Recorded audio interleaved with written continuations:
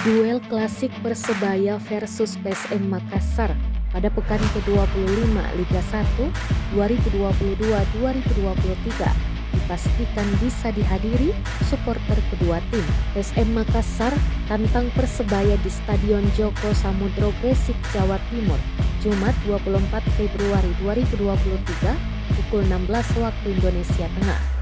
Koordinator Arek PSM Reski mengungkapkan sempat ada wacana supporter PSM Makassar tidak boleh hadir di stadion.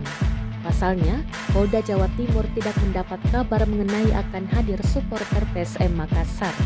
Setelah itu, panitia pelaksana menghubungi Reski untuk hadir dalam rapat koordinasi di Polres Gresik bersama Polda Jatim, Bonek, dan Panpel.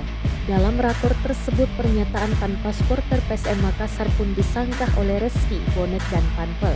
Reski menyampaikan supporter PSM Makassar dan Persebaya memiliki hubungan yang sangat baik, tidak ada gesekan. Kemudian dilanjutkan komunikasi dengan Kanit Intelkam Polres Gresik dan akhirnya disepakati kuota tiket diberikan kepada supporter PSM Makassar.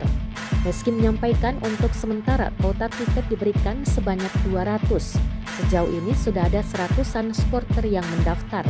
Reski menyebut kuota tiket supporter PSM Makassar masih bisa bertambah. Pihaknya sudah berkomunikasi dengan Panpel untuk penambahan kuota tiket.